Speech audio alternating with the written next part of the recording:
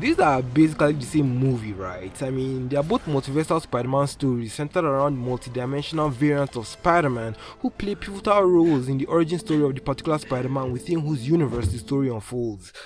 Isn't it also kinda crazy how No Way Home, despite being the third movie in his trilogy, ended up being Holland's origin story, hitting all the classic Spidey origin beats like losing a paternal figure, getting the great power, great responsibility quote, and finally making his own goddamn suit? So, if you take a sec to think about it, that means Homecoming and Far From Home are ostensibly prequels? That's wild. Anyway, the point is, Into the Spider-Verse and No Way Home are pretty much the same movie, but also not really. So, we're gonna analyze both films, compare them based on their shared fundamental qualities, and definitively determine which one is better. Our key metrics for comparison are going to be multiverse mechanic, main character development, balancing of multiple characters, quality of villains, and coherence of plots. At the end of our analysis, one movie will be allotted a point for each category. The movie with the most points wins, and the loser has to do a crossover with Morbius. But I think a bunch of guys like us should team up. Could do some. Oh God, please no! Before we carry on with the comparative analysis, you do actually need to know the synopsis of these movies. So, Spider-Man Into the Spider-Verse is an animated movie about a teenage kid named Miles Morales who gets bitten by a spider and now has to work with other versions of Spider-Man from different dimensions in order to stop Kingpin from destroying the multiverse. Spider-Man No Way Home is about a teenager called Peter Parker who accidentally brings in villains from other dimensions into his universe and now has to work with other versions of Peter Parker to stop them. Now, let's get into it. And why is your body a different shape? Pretty sure you just called me fat. No. Spider-Verse. For this movie, the multiversal mechanic is basically an unstable portal to another dimension created by a big-ass hadron collider. You activate the collider, a giant portal opens up, you insert the DNA of the individual you're trying to find, and at random, it selects a few applicants from several multiverses. When the collider is activated at the start of the movie, Green Goblin foolishly shoves Spider-Man into it, so that's how we get 5 Spidey variants entering into this universe. By the end of the movie, Doc Ock fine-tunes the machine to the point where you can now select specific universes and open semi-stable portals. But it's still incredibly dangerous because these portals are actively breaking the fabric of their reality, so the more he uses the collider, the more damage he does to the universe. There's even an additional layer of stakes that's seamlessly integrated into the narrative because of the way the other Spider people keep glitching out at certain points. Don't get what?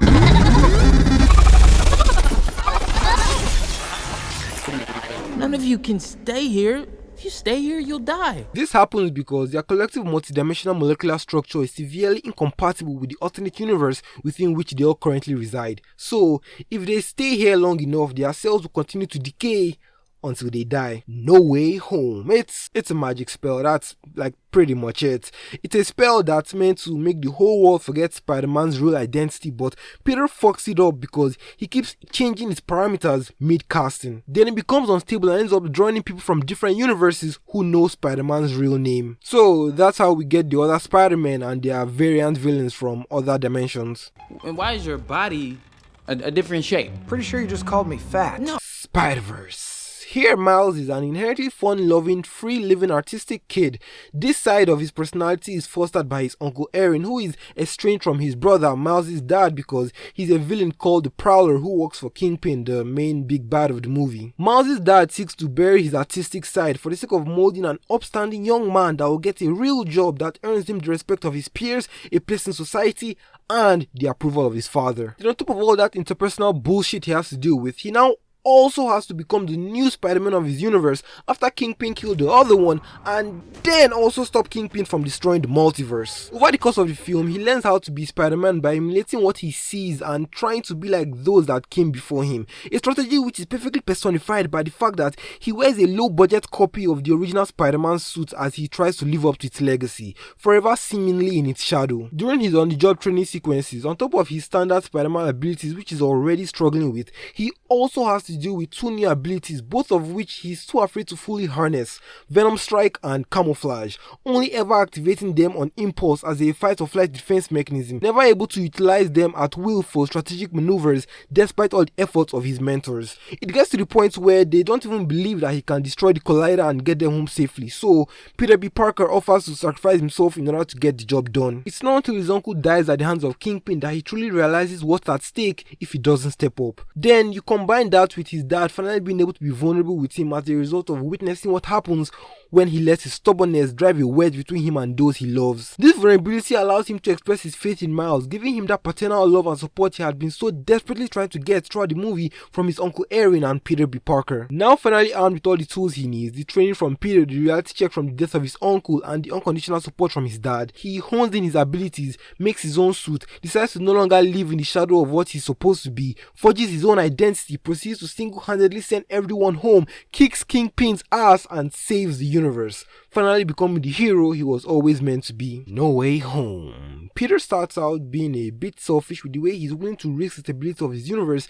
because he can't go to college. Peter, we tampered with the stability of space-time to resurrect countless lives. Do you want to do it again now just because yours got messy? And he's even apprehensive towards helping the villains because, again, he's only interested in securing his spot in MIT. He then gets persuaded by his aunts to do the right thing and goes as far as even challenging Doctor Strange when he tries to send them home to die. When it eventually blows up in his face, he regrets ever trying to help them, claiming that it was never his responsibility. Then he gets the "with great power comes great responsibility" line from Aunt May, and she dies at the hands of Green Goblin. He gets filled with rage, then he's encouraged by the other Spider-Man to cure them again. He really goes back and forth on this whole doing the right thing, doesn't he? After helping most of them, he gets into an altercation with Green Goblin where his anger obviously comes back and he has to be physically held back from killing him by Tobey Maguire. After Goblin destroys the box and releases the original spell, paving the way for even more villains to come through, Tom ultimately takes responsibility for messing up the original spell in the beginning and gives Doctor Strange permission to cast a new spell that makes everyone forget who Peter Parker is. You gotta understand, that would mean that everyone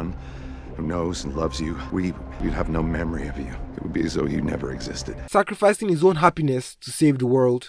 And why is your body a different shape? Pretty sure you just called me fat. No. Spiderverse. This 2-hour film has like 7 main characters. We have Miles Morales, the main character who obviously gets the bulk of the screen time. We have Peter Parker from his universe who just shows up to give Miles his mission and Why do you look like Peter Parker? set the contrast between him and Peter B. Parker. Because I am Peter Parker. Then why aren't you dead? And why is your hair different? Why are you old?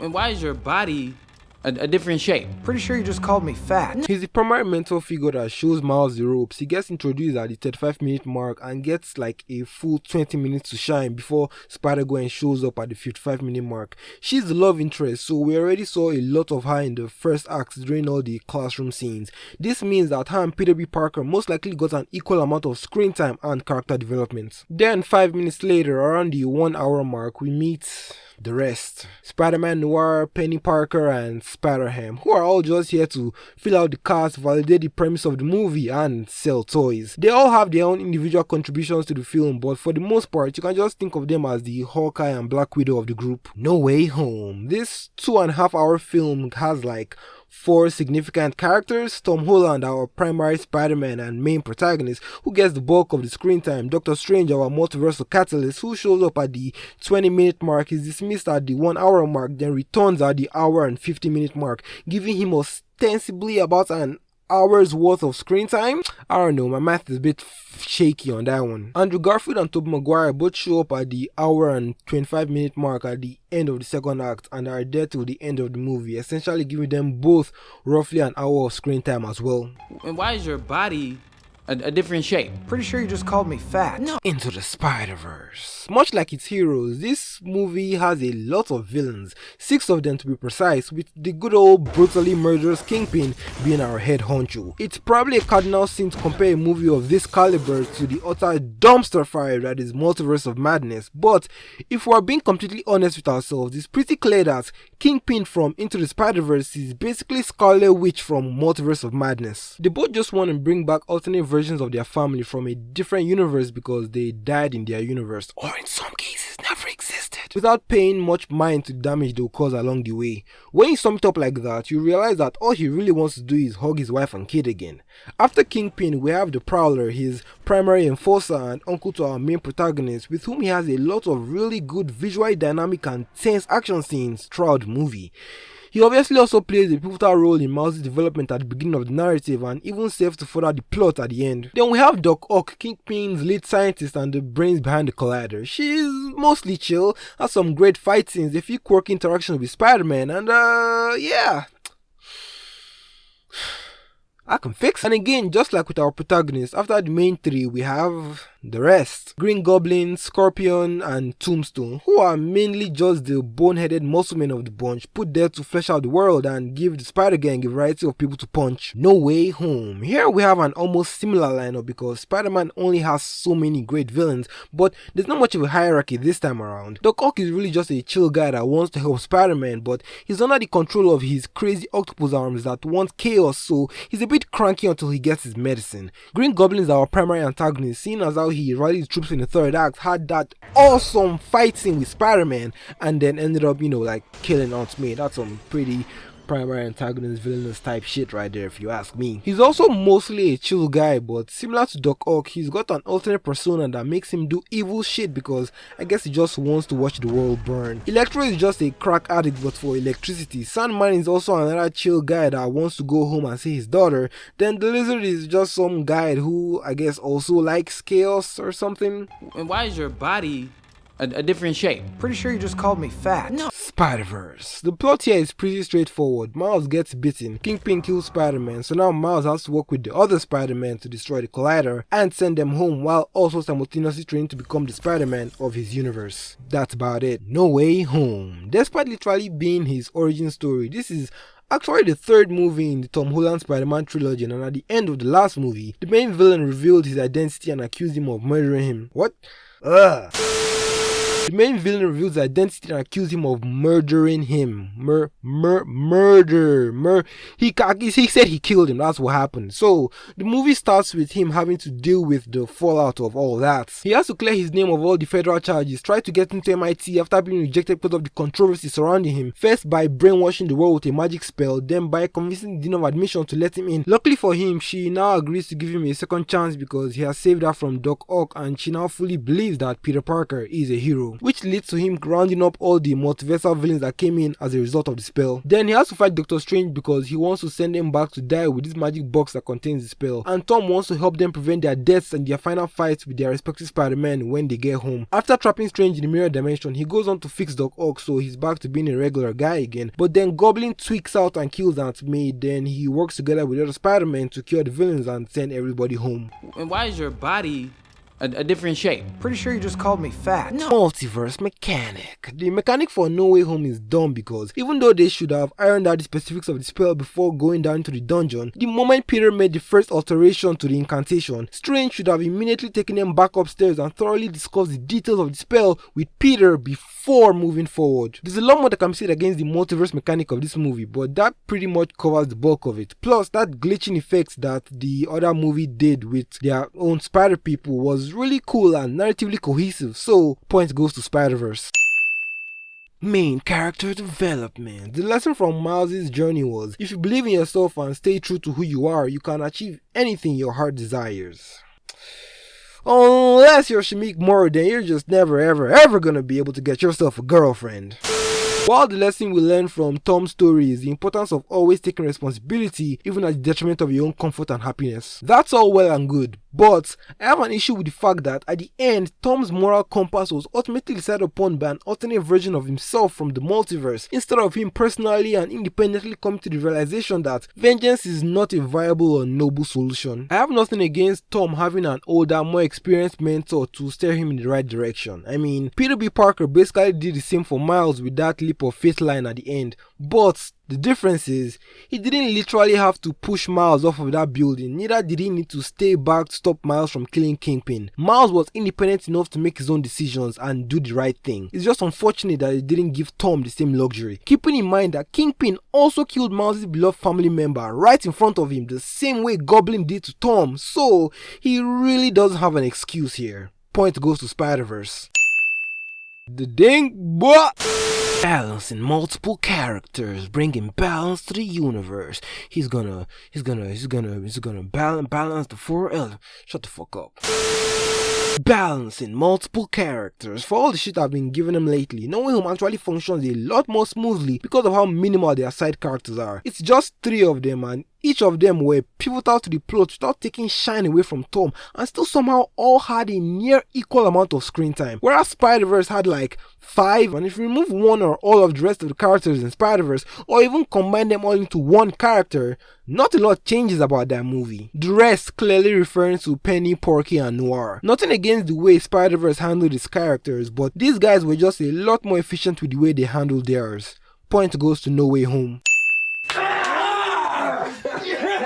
Quality of the villains. The villains from No Way Home are actually significantly more fleshed out, mostly because they all came pre-packaged with nostalgia and pre-characterized from their own franchises, but also because they all have their own individual motivations that drive them over the course of the narrative, as opposed to all just being henchmen serving one person's goal. Nothing wrong with the way Spider-Verse handled its villains, I just happen to like these guys a bit better.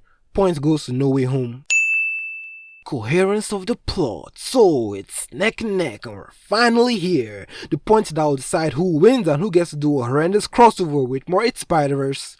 Spider-Verse wins. Yeah, do the thing.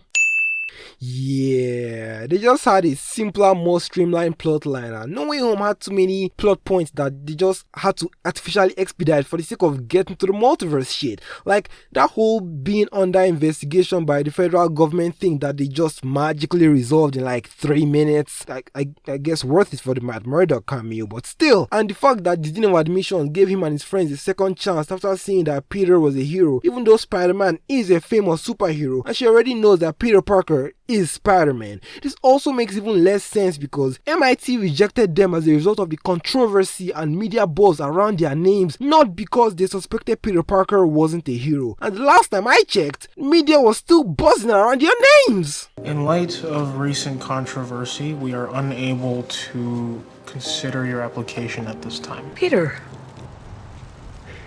you're a hero. I'm going to talk to admissions about your friends, and I'm going to talk to them about you. So yeah, Spider-Verse wins. Have fun in the comments, and that's about it. Subscribe to my Patreon for Weko's Echo. That's my Patreon exclusive weekly podcast where I review movies, answer your questions, and react to Reddit stories. Whew. Well, this was fun. Subscribe to the Patreon, link in the description, and I'll see you guys in the next analysis. Flash forward, I'm in my apartment doing push-ups, doing ab crunches, getting strong. Stop the cap. Stop the cap right now.